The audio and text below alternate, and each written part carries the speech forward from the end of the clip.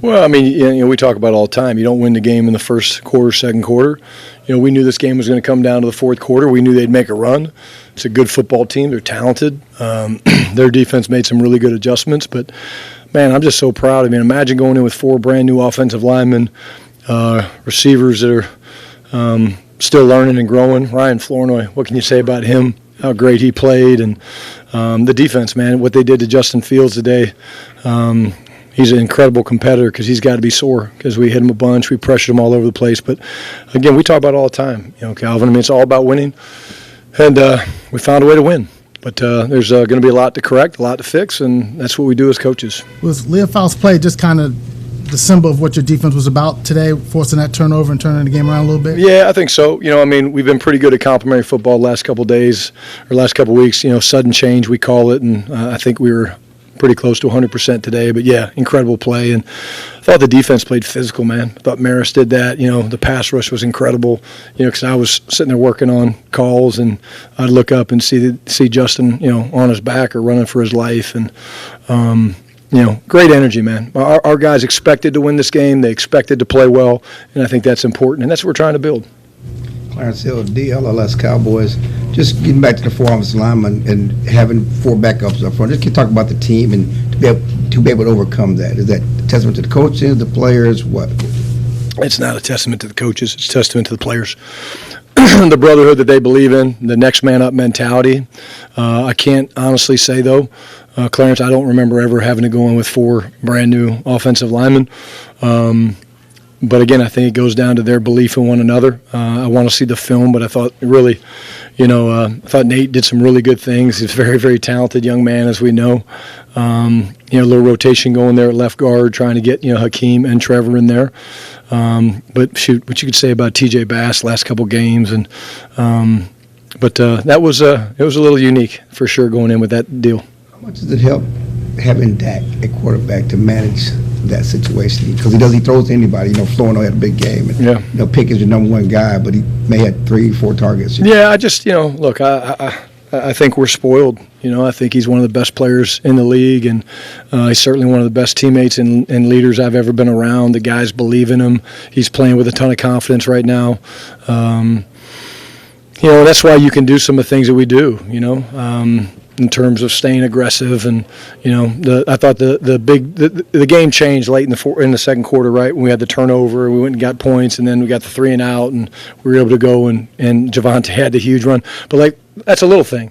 Javonte knows he cannot get tackled in bounds. So he's trying to score, but you saw him kind of veer to the left, saying, okay, if I can't get here, I got to get out of bounds because of the situation on the clock. And then, of course, very similar call to the 2-point play where we jumped off sides. We snuck Fergie back across. So. Brian Todd Archer with ESPN. With 4 new linemen, did anything change about your plan from last night to today or during the week? No. I would say, we went in with a plan. We did struggle to run the ball early. It's a good front, man. Williams is an incredible player. Thought he played very well. Their backers are downhill. Takes a while to settle in. I thought the big run before the end of the first half was huge for us. But no, not really. I mean, we knew it'd be tough inside all day. And Aaron and Steve Wilkes love to load the box, and that's what they did. So, we just kind of tried to stay with it. I probably got away from it a little bit, in third quarter, I guess, and it was nice to be able to finish that way. That's first time in, I think, 6, 7, 8 years there's been 2 90-yard drives by the Cowboys.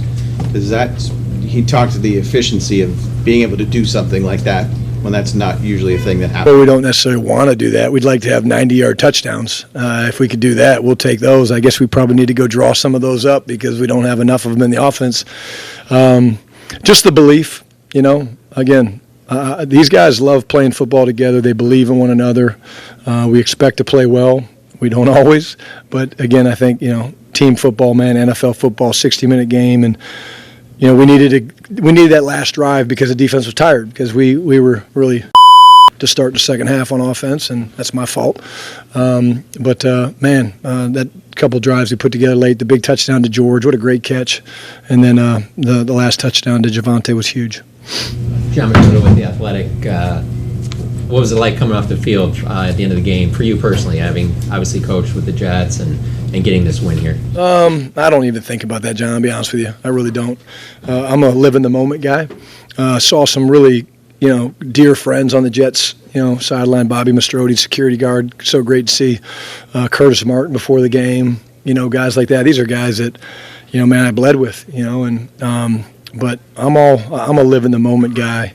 And, again, it was special to be in that locker room and celebrate with those guys. And really, there's a lot of things to celebrate. There'll be a lot of things to clean up. But, man, the effort and play style on both sides of the ball and special teams I thought was terrific.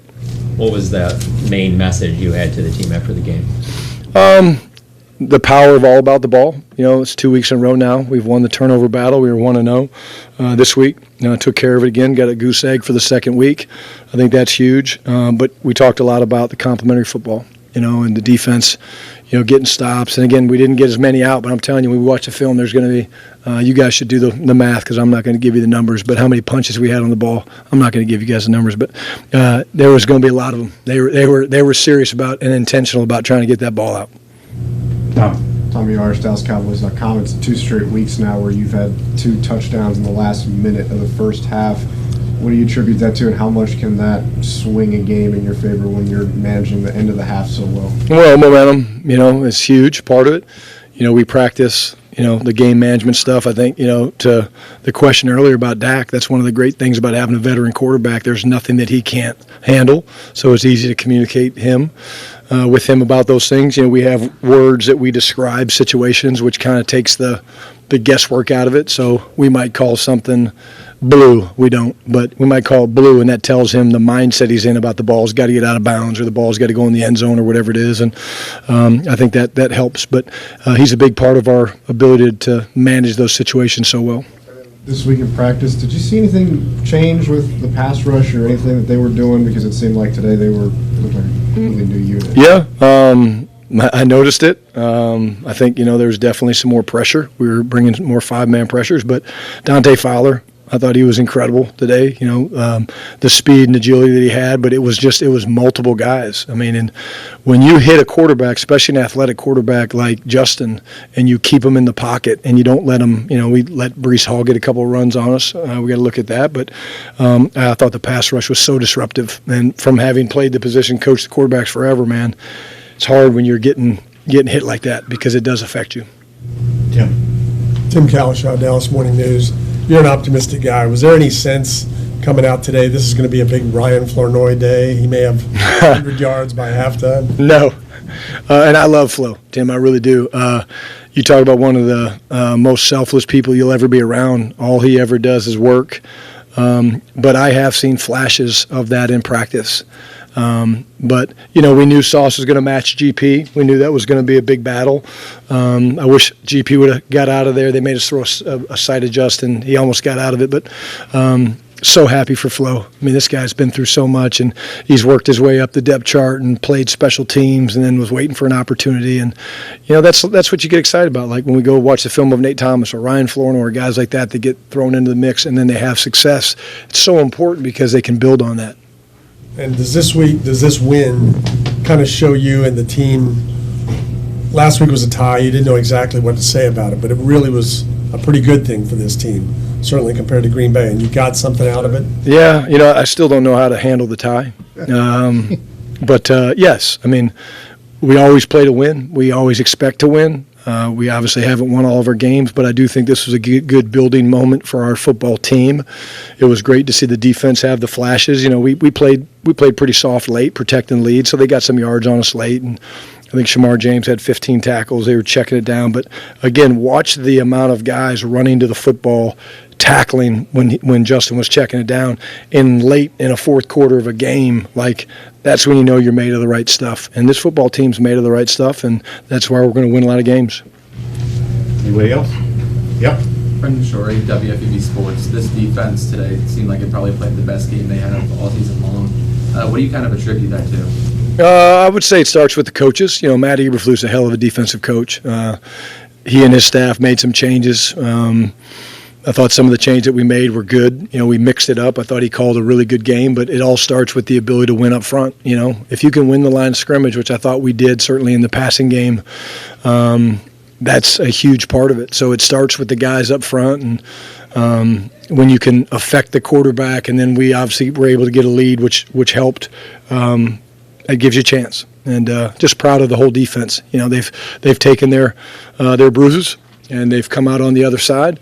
Got to do it again next week. This is one game. Midnight rule still applies. You know, we won this game, and it still applies. Last week we tied. It still applies. And as soon as I get out of here, I'm going to have a shotty, get on the plane, and get back to Dallas.